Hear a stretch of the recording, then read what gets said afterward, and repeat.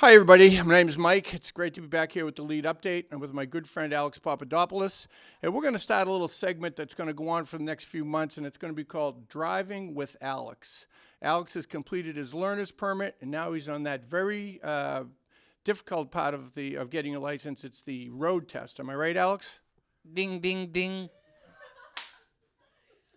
How hard was it to get your learner's permit? Did you have to study quite a bit? Yes, it was very hard.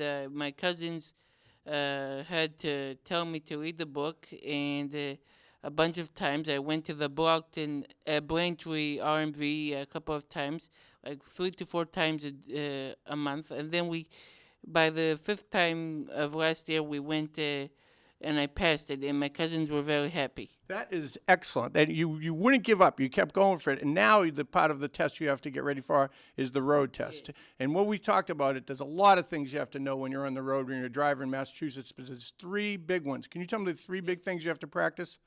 Number 1 is the lovely 3-point turn. Number 2 is the hardest one, is the parallel parking that I'm using the town's trash barrels to park. That's from my driver's ed teacher. His name is Brian. That's probably a good idea, using the trash barrels rather than some of the people here, their cars. When you're, yes, okay, good. And so we don't hit the cars because they have the insurance has to claim them, and I have to give them money. Yeah, it's probably a good idea using the barrels. All right, so what's the third one?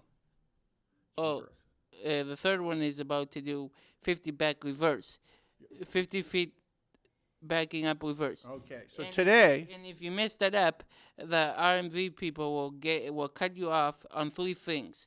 Number 1 is you have to have the teacher with you, and myself, and the instructor, not allowing daddy or mommy in the car. And number 2 is you need to watch out on the signs, 30 limits thing. Right, of course. So all the things you've been learning to get your up to this point. So today we're going to talk about the 3-point turn. Are you ready to discuss the teaching points for the 3-point turn? Ding, ding, ding. All right, here we go. Number 1, you ready? Yes. Move to the outer right side of the street. Number 2. The lovely one. Check the rear view mirror. Number 3. The hardest one is check for other cars behind or in front of you. And number 4. Turn steering wheel all the way to the left and approach the curb of the opposite street of Deerfield Road. All right, number 5. Shift into reverse, run the wheel to the right and back up towards 34 Deerfield Road and the side of the street where you started on.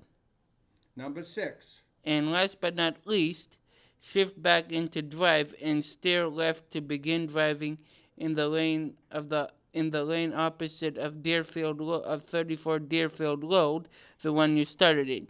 Well, I hope all your driving is not going to be on Deerfield Road. I hope you're actually going to veer away from Deerfield Road every now and then. But while we're here, and since reading it is tough, why don't you show us how you would do a 3-point turn if this was the car? So this is Daddy's.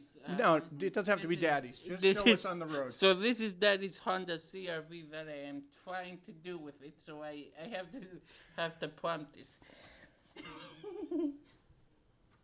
All right, show us a 3-point turn.